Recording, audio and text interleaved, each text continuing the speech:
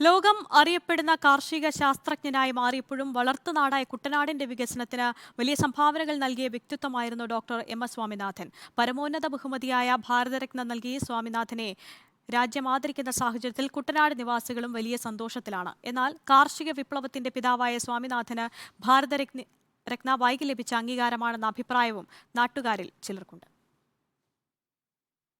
മങ്കൊമ്പ് സാംബശിവൻ സ്വാമിനാഥൻ എന്ന ഡോക്ടർ എം.എസ്. സ്വാമിനാഥൻ കുട്ടനാട്ടുകാരുടെ സ്വകാര്യ അഹങ്കാരങ്ങളിലൊന്നാണ്. നൂറ്റാണ്ടുകൾ പഴക്കമുള്ള തറവാട്ടിൽ നിന്ന് മൂന്നാമത്തെ വയസ്സിൽ കുടുംബത്തിനൊപ്പം അദ്ദേഹം തമിഴ്നാട്ടിലെ കുംഭകോണത്തേക്ക് താമസം മാറിയെങ്കിലും ഈ നാടും പ്രദേശവാസികളുമായുള്ള ഹൃദയബന്ധം അവസാന കാലത്തോളം തുടർന്നു.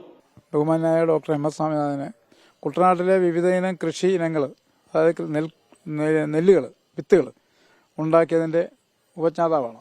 കാർഷിക മേഖലയിൽ സ്വാമിനാഥൻ നൽകിയ സംഭാവനകൾ ലോകം മുഴുവൻ അംഗീകരിച്ചപ്പോൾ അത്തരം നേട്ടങ്ങളിലേക്ക് അദ്ദേഹത്തെ പ്രാപ്തനാക്കിയതിന് പിന്നിൽ കുട്ടനാടിനും അതിന്റെ കാർഷിക സംസ്കാരത്തിനും വലിയ പങ്കുണ്ടായിരുന്നു. കാർഷിക, രാഷ്ട്രീയ, സാമൂഹ്യ മേഖലകളിൽ നിരന്തരം ഇടപെട്ടിരുന്ന സ്വാമിനാഥൻ വളർത്തുനാടിന്റെ വികസനത്തിനായും വിലമതിക്കാനാവാത്ത സംഭാവനകൾ നൽകി. അദ്ദേഹം എം പി ആയിരിക്കുന്ന കാലഘട്ടത്തെ മങ്കൊമ്പ് സ്കൂളിന് 50 ലക്ഷം രൂപയുടെ ഒരു ഫണ്ട് എം പി ആയിരിക്കുമ്പോൾ അനുവദിച്ചു.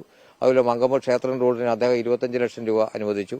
അങ്ങനെ നമ്മുടെ നാടിന് വളരെയധികം അഭിമാനവും ഗുണവും ഒക്കെ ഒരുപാട് ചെയ്തിട്ടുള്ള ഒരു മഹൽ വ്യക്തിയാണ് ശ്രീ എം.എസ്. സ്വാമിനാഥൻ. മങ്കൊമ്പിലുള്ള കൊട്ടാരം വീടെന്ന സ്വാമിനാഥന്റെ തറവാടിനെ ഒരു സ്മാരക മന്ദിരമായിട്ടും സാംസ്കാരിക നിലയമായിട്ടുമെല്ലാമാണ് ഇന്നും ഈ നാട്ടുകാർ കണ്ടുവരുന്നത്. തങ്ങളുടെ നാട്ടുകാരനും അടുപ്പക്കാരനുമെല്ലാമായിരുന്ന അദ്ദേഹത്തിന് ലഭിച്ച പുരസ്കാരം നാടിന് തന്നെ ലഭിച്ച വലിയ അംഗീകാരമായിട്ടാണ് കുട്ടനാട് നിവാസികൾ കണക്കാക്കുന്നത്. റിപ്പോർട്ടർ, ആലപ്പുഴ.